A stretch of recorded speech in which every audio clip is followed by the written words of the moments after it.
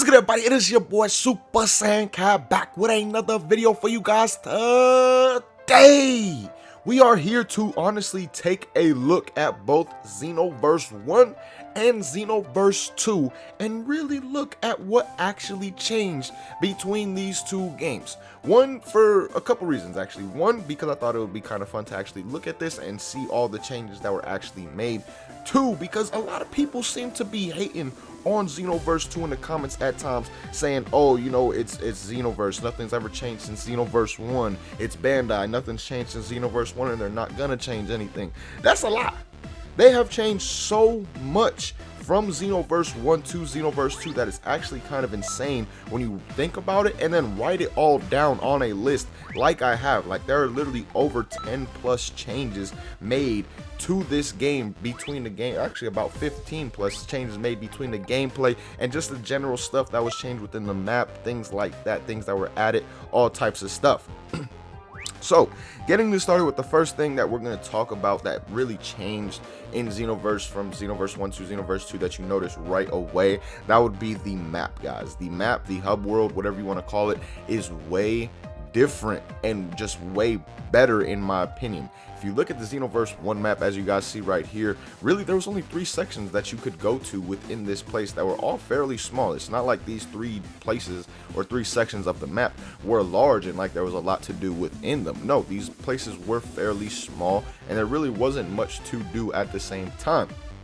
Now on Xenoverse 2 side, you got this just insanely huge map in comparison. They added a bunch of stuff around the map to do, which we're going to talk about through this video as well, and it just made the hub world just that much more beautiful, I guess you could say, in my opinion, and just more entertaining, I guess, to be in it and be around, because they also changed the hub movement as well, adding in flying, adding in these vehicles. And I know for someone, you know, who's played Xenoverse 2 since the game has come out, I have literally explored the map flying around just to see what is around and, like, you know, creeping around the edges and see how far I can go, things like that. That's something that you couldn't do in Xenoverse 1. Yes, it was kind of pointless for me to do it in Xenoverse 2, but it was something that I just wanted to do, considering the fact that I could fly and there was this huge map to explore at the same time. But then also, before you even are able to fly, you do have another way of moving through the map with these sand pods or all the little vehicles that you can get, the power or the General Tao's pole, all types of stuff like that make movement much easier in Xenoverse 2 as well, and that's something, of course, that was not in Xenoverse 1. Now, getting into some of the actual, like, gameplay things or game modes that were added within Xenoverse 2 that you will never see or never saw within Xenoverse 1. We have expert missions that were added. We have raids that were added, guys. We had crystal raids that were added. We had the Hero Coliseum added. We had photo mode added. And then we also even had custom mentors. And that's not really like a mode, but that's something else that we had added within Xenoverse 2 that was not a part of Xenoverse 1. All those things I just listed, guys, are just things that were added. Nothing that was changed to the gameplay, nothing that was changed to like the CACs, anything like that. These are just things that were added into the game. All that stuff came from in Xenoverse 2, which was not in Xenoverse 1. It's absolutely insane to think about, because not only did we get all these new different modes, but then we also got a training mode as well. That was something that was absolutely huge for Xenoverse 2. The training mode was absolutely dope. It gave you a chance to work on characters, work on combos, all things like that, which you really could only do in fights in Xenoverse 1. You didn't have that opportunity like you do in Xenoverse 2. So that was just a bunch of modes and changes that they made and gave us within Xenoverse 2, and that right there, all the stuff that I just listed off, should kind of open your eyes and be like, damn, they really did a lot for Xenoverse 2 when you actually think about it in comparison to Xenoverse 1. Now, getting some things that were changed for your CACs as well. When you think about equipment, guys, in Xenoverse 1, we didn't have things like QQ bangs or anything like that, so we literally had to wear clothes based off the stats that were given on those specific clothes and equipment. That's not the case in Xenoverse 2. You can make QQ bangs, and honestly, the QQ bangs are a lot better than any clothes you could really equip, because some of the combinations just turn out to be absolutely fire as far as the stats go. So the QQ bangs was a big addition within Xenoverse 2. When you think about the attribute points from Xenoverse 1 to Xenoverse 2, this is another change that was made. You were not able to go over 100 points in any certain category, but within Xenoverse 2, you're actually able to go go to 125. So again, that is also something that did change within from Xenoverse 1 to 2. Another thing that changed for your CAC was the simple fact that your awoken skill, if you had an awoken skill in Xenoverse 1, it had to count as an ultimate. That is not the case in Xenoverse 2. They changed that as well. So again, guys, there's just so many changes that I've already gone over, and we haven't even gotten into the gameplay aspect as far as changes go from Xenoverse 1 to 2. And I've already listed off at least like 12, 13 changes or something like that. So again, this should just really show that they did honestly change a lot. They put a lot of work into Xenoverse 2 compared to Xenoverse 1. And I haven't even really talked about the fact that, you know, new awokens, new skills. I don't want to really mention that too much because that's something I feel should be added in the next installment of a game, a bunch more new skills and stuff like that for a game like this. But now, getting into the gameplay, guys, which honestly the gameplay changed a lot, especially when you go back and play Xenoverse 1 and then play Xenoverse 2 again. The gameplay honestly was just way different. First and foremost, the fluidity of the matches and the combos and how your CACs will respond is just much better on Xenoverse 2 than Xenoverse 1. That's not something that you can really see. It's something you have to feel for yourself when you actually play. Like, there feels like there's a little bit more of a delay in your commands and things like that, which you really do not experience on Xenoverse 2. Now, getting into actual game play mechanics that were changed. First of all, snap vanishing, snap stepping, whatever you want to call it, that was not something that was part of Xenoverse 1. Now, some people may not like that it's in Xenoverse 2 still to this day, because yes, some people can spam it and it's kind of annoying when people do that, but to me it's something that added depth to the game and definitely made it a lot more faster paced as well, made the matches a lot more, you know, just quicker and faster all around. Like in Xenoverse 1, a lot of online matches were really kind of drifty and they just were not fast engagements or anything like that. Now, moving on to the next thing that we got also added into Xenoverse 2 was the burst dash. The, you know, when you hit the square and X button at the same time, you get that burst animation, or you could do the burst where you get behind them and can potentially stamina break them on ultimates as well. That is something that was not in Xenoverse 1 either, something that also kind of tried to enhance the speed and pacing of the match. If someone is trying to run away, if someone has a big gap on even between, you can just use that to catch right up to them. So again, that is something that was changed and added in to Xenoverse 2 that we did not have in Xenoverse 1. The next thing we got was stamina breaks, guys. Stamina breaks were not a part of Xenoverse 1, and for the most part, people do enjoy stamina breaks in Xenoverse 2. There are some people who really don't like them because once they get stamina broken, they feel that the match is over, but that's what a stamina break is supposed to be for. If you waste up all your stamina, if you're reckless with your stamina, you get stamina broken, the match should be pretty much over at that point in time, unless your opponent is playing with you or just doesn't know what exactly to do as terms of combos with that specific character or their CAC to get off insanely high damage. Then you pretty much should die from a stamina break, especially at this point in time in Xenoverse 2 with all the updates that have come to these skills, making them that much more powerful and things like that. So honestly, stamina breaking was just a feature that I really did like that they actually added into the game. Now, as far as features go for the gameplay, like new features, those were the three main new features that we got. There was one other one that's not like a huge one, but that is the charge key blast. In Xenoverse 1, there was no charge key blast. If you held down the key blast, it would just literally shoot consecutive ones out.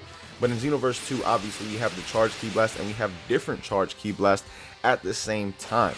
Now, one thing that actually just popped into my head because of the charge key blast and how they coincide with super souls was limit bursting. That is something that sadly was added into Xenoverse 2. I really don't like it. I like the concept of it, just do not like the execution completely of that.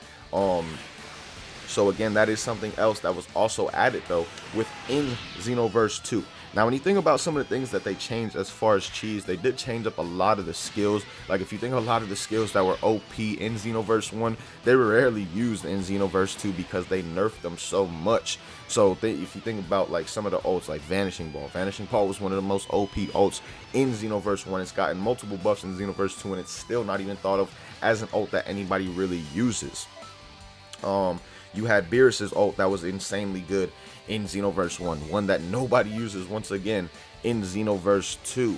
You know, that was something that they changed. They made a lot of skill changes. They also made changes to the CACs. If you guys remember the Earthlings, for example, they were a race where they could literally just backdrift the whole match. One, because you were able to backdrift and it was kind of hard to catch people by doing that, but two, also because they were getting a constant flow of ki. So they would literally just backdrift and then spam moves and literally like never throw any punches or anything like that. That is something that they kind of took away. They still, like, Earthlings still get ki, but it is very, very, very slow in terms of how much ki they actually get within a match. So it's not like insanely OP, or it can be something that you can cheese like people would in Xenoverse 1. Now, on the whole topic of the backdrifting and stuff like that, that was also something they changed from Xenoverse 1 to Xenoverse 2 in terms of gameplay. You could literally just back up or fly away from your opponent. Like, if you got an early lead on your opponent, you had the chance to just literally fly away at times, for the most part, and it was very, very hard to catch you or catch someone who was flying away if they got an early lead in a match and were just trying to be scumbags and get the easy win that way. And a lot of people would honestly do that, or a lot of people would just backdrift slowly with their characters and wait for people to attack them, knowing for the most part it's going to be kind of hard to catch someone who is backdrifting like that, and you're just going to have a wide open punish at the same time. So they addressed that, and that is something that you cannot do. Like, if you try and backdash now or fly away now, you are going to get caught so easily. And not only, it's not because of like the burst dash or anything like that, they just literally fixed that part of the game. At first, when I saw the burst dash, I thought maybe that was for that, but then I also realized very, very quickly within Xenoverse 2 that you can chase down your opponent so much easier than you could in Xenoverse 1. So that's another gameplay change that they made to Xenoverse 2, as far as like things that were kind of meta within Xenoverse 1 that they addressed within Xenoverse 2 as well. And then also, I feel another issue that was kind of more relevant within Xenoverse 1, do not get me wrong, Super Souls are still kind of OP in Xenoverse 2, but the simple fact that they did add a rank with limitations and without limitations kind of addressed that, because you can go to a mode in ranked with limits. That is also something that was actually that I didn't talk about earlier, but a mode with ranked with limits where you wouldn't have to deal with these Super Souls or Z Souls or anything like that, because in Xenoverse 1, like I said, Z Souls were absolutely insane. That's what they were called in Xenoverse 1. Like, you had Z Souls where if you punch somebody, there was a chance of them losing like a bar to a stamina. Like, what? That's absolutely insane. Or there was another one where you would just, I'm neither Kami or Pickle, you would get so much health back for keeping your stamina or your ki, one of the two, up at max. Like, there were just so many Super Souls within that game that were absolutely OP. Yes, there are some OP ones without doubt in Xenoverse 2, but like I said, you can escape that by going to ranked with limitations, where you do not have to deal with, you know, those Z Souls or the Super Souls anymore. So again, man, if you think about all the changes that we discussed within this video, you're literally coming in on almost 20 changes made to Xenoverse 2 in total, guys. That's how much they honestly improved upon this game from Xenoverse 1. A lot of people do not realize that, and a lot of people, you know, when they talk about Xenoverse 3, when I've had videos in the past, they're like, what's the point of Xenoverse 3? It's just gonna be the same game as Xenoverse 2. No, that is not true, guys. The game has improved a lot from Xenoverse 1 to Xenoverse 2. Major changes were made to make the gameplay better. They added in a ton of different modes for us as well. So I'm hoping we get something similar to that in Xenoverse 3, considering the simple fact that Xenoverse 1 and 2 only had about a year and a half time gap between them. Xenoverse 2 to 3, whenever 3 decides to be announced and comes out, is at least looking at a 4-year gap. That's the very least we're looking at between times of these games released, because the 3 years anniversary was just hit for Xenoverse 2.